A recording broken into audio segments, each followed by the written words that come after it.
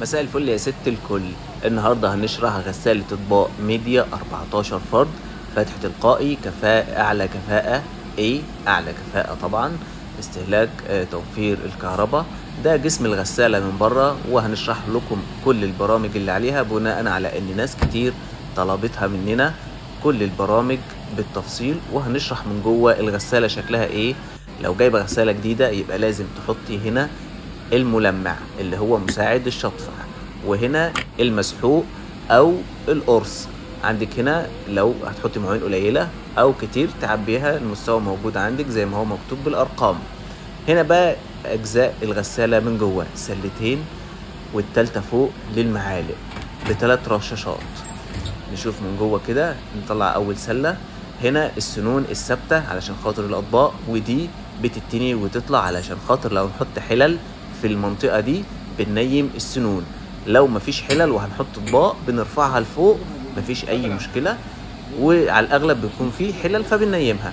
هنا من جوه ده الرشاش اللي تحت كده زي الفل. نشوف بقى مكان الملح، ده مهم جدا الملح يا جماعة لغسالة الاطباق.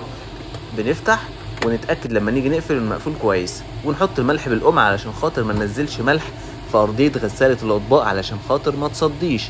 اهم حاجة يا ست الكل، بنحط القمع كده وبنحط الملح ونعبيه للاخر. ولو اول مره هتستعملي غساله الاطباق تحطي كوبايه ملح وتقفلي كويس جدا. السهمين اللي جوه بعض ده علامه الملح. هنا الفلتر، اهم حاجه في الفلتر بعد كل غسله يتنضف كويس جدا من الدهون اللي فيه بليفه ناعمه، ويتغسل كويس ويتنضف علشان الميه اللي تبقى تحت تبقى نظيفه دايما وما يبقاش فيه ريحه. هنا لو انا عاوز ارفع السله لفوق او انزلها، دي السله العلويه، برفع اليد لفوق وانزلها، ولما احب ارفعه برفعها لفوق وارفع اليد السله معايا واسيب اليد تثبت تبقى لفوق. ده بيوفر لي مساحه تحت ان انا احط حلل كبيره او اي حاجه عاليه. برفع السله لفوق. وهنا بقى جسم الغساله من جوه ستانلس زي ما انتم شايفين. هنا البخار والتعقيم في المنطقه دي المسؤول عنها. هنا الحلل زي ما قلت لكم، وده القمع خاص بالملح، ده ما تضيعوش. ودي السنون زي ما قلت لكم ما بتتنيش، دي للاطباق. دخل السله اللي جوه ونشوف بقى ايه اللي فوق. هنا الملح مفيش الزيت اسف. هنا المفصلات يا جماعه لازم تحافظوا على المفصلات، مفيش ميه تقع من الاطباق وانتوا بترصوها علشان هتصدي بعد كده، خلوا بالكم. ده شكل الغساله من بره عشان للتعقيم، هواء طول الوقت شغال علشان خاطر لو في ريحه لو في حاجه يعني ازاله بكتيريا، تعقيم الريحه اللي بتكون موجوده. يعني ده بيشتغل بس في حاله الغساله لما تكون شغاله. لان طول الوقت في شكاوي ان الغساله ريحتها مش كويسه. الفلتر طبعا، الفلتر لازم يغسل كل غسله بعد كل غسله. انا فاهم. وده بيساعد على ان الغساله تفضل ريحتها كويسه طول الوقت. تعقيم ازاله بكتيريا، لان طبعا انت بتغسل دهون كتير، زيوت. اول حاجه بنشغل الباور من هنا. تمام. ده الواي فاي سمارت هوم، علامه التليفون. وهنا طبعا سمارت هوم هنا. تمام. بتشبكه على التليفون، تعرف اذا كنت هنا عاوز في مرحله الشطف، مرحله الغسيل، مرحله التجفيف، بكله بيظهر عندك على التليفون. بتبقى شابكه كانك واقف قدام الغساله بالظبط، بس انت بعيد يعني مثلا بره في شغلك. ايوه، بتبقى متابع الغساله وانت بره عندك. هنا الاسهم دي بتحرك بها البرنامج. بتروح مثلا سهم بيجي لك اول برنامج، تاني سهم تاني برنامج، بينقلك البرامج. عايز ترجع بترجع بده. لو ضغطت ضغطتين مطوله لمده 3 ثواني مع بعض بيعمل لك لوك الاطفال. لوك الاطفال ده عشان ما فيش طفل يجي يقوم ضارب على الزرار او موقف لك الغساله وانت مش عارف. لا، هو بيوقف لك. وانت اديتها البرنامج ومش هتتغير عن كده. مش هتتغير حتى لو انت ايدك جت وانت واقف غصب عنك مش هتدي امر. ايوه ده في حاله ان انت تدوس في دول 3 ثواني بس. 3 ثواني لمده 3 ثواني مع بعض بيجيب لك لوك الاطفال. حلو تمام. عايز تلغيهم بقى عشان خاطر تدي امر ايقاف او تشغيل، بتضغط تاني 3 ثواني مع بعض علشان تلغي القفل. طب بعد اذنك سؤال هنا، الحاجات ديت الاختيار بيبقى على حسب اختيارك انت. درجه الحراره. لان انا عندي مثلا كاسات كتير او كوبايات كتير. ما ينفعش اروح احطها على درجه حراره 60 او 65. طب ده عاليه. عاليه جدا عليها. عندي بلاستيكات مش عايز احطها على درجه حراره عاليه. انا طب انا عندي الايكو اهو 50 وعندي ال 40. حلو تمام. عندي حاجات ما فيهاش دهون اصلا. ايوه، فمش محتاج يعني لو فيها دهون تكتر لها درجه الحراره. عندك ده الاوتوماتيك الاوتو من 55 ل 65 درجه حراره.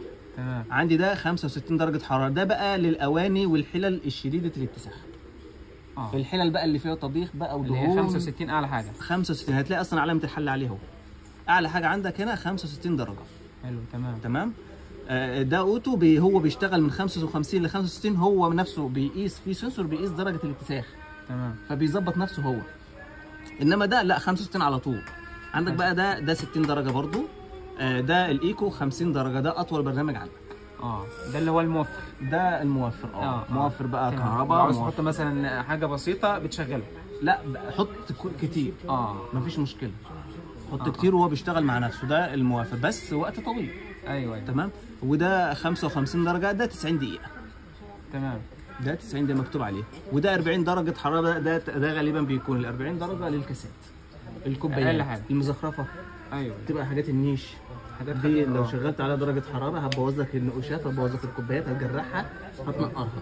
تمام. تقوم حاطه على اقل درجه حاجه. اقل درجه حراره. وده غالبا لما بيكون عندك عزومه وعندك كاسات كتير. ايوه. تمام. بتيجي هنا انت عندك دي فتحه تلقائي، وفيها اوبشن ان انا اختار رف علوي او رف سفلي بس، يعني نص حموله. لو انا عايز املا معاك اطباق قليله. تمام. دي بتختارها منين بقى؟ بختارها من هنا. هنا دي علامة الفتح التلقائي، لأن الغسالة بتفتح الباب بتاعها فتح تلقائي. دي النص حمولة لو أنا عايز أختار النص حمولة العلوي، رف العلوي.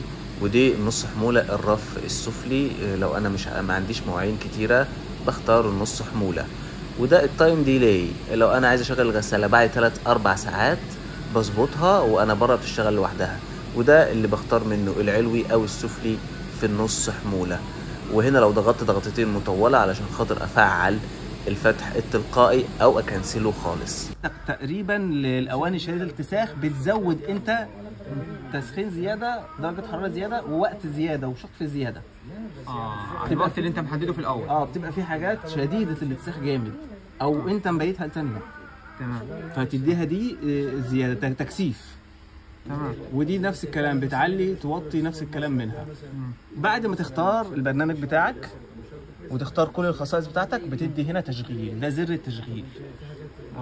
ده تشغيل الغساله بقى. تشغيل الغساله، تديله اوكي يشتغل كده. انت ظبطت البرنامج بتاعك فانت تشتغل بقى. عاوز بقى ايه توقف الغساله وتحط فيها مواعين، مفيش اي مشكله خالص. بتعمل ايقاف من هنا وتحط اللي انت عايزه.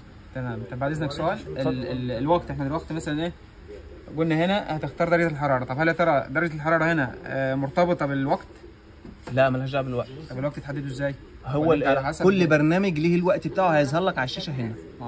يعني انت كل درجه حراره لها وقت معين بتاعها. كل برنامج معين ليه وقت. بيظهر لك على الشاشه مثلا ساعه. يخلص الوقت دي هتيجي قافله مباشره. هتديك زرار تنبيه تيت تيت تيت وتقوم قافله. وده فتحه تلقائي هتتفتح لوحدها. ايوه. لان انت معلومه بعد كل غسله بعد انتهاء الدوره بتستنى 5 دقائق او 10 دقائق وتفتح الغساله. تفتح لوحدها. وبعد ما تفتح ما تقفلهاش، تسيبها طول الوقت مفتوحه عشان ما تعملش ريحه جوه. طول الوقت تفضل طول اليوم مفتوحه، او مواربه كده، مش لازم تفضل مفتوحه كده، لا مواربه كده حاجه بسيطه اللي هو يدخل الريحه برضو بتاعتها جوه. يدخل هواء. تبقى متهويه ما تبقاش مكتومه، لان مهما يكون في بواقي مسحوق، في دهون، في الكلام ده كله. ايوه. تمام. وده الباور بتاع الكهرباء. بعد ما تخلص يفضل ان الفيشه تتشال. اول ما تدي انذار وخلاص قفلت تحش الفيشه، عشان خاطر الكهرباء جت هتبوظ لك البورده، هتبوظ لك الغساله، هتعمل لك مشكله. أيوة. تيجي تقول لي انتوا عندكم حاجات بايظه. بالظبط. تمام كده. انت عايز تعرف اي حاجه ثانيه جوه؟ لا الله يبارك لك. كده تمام. كده زي الفل.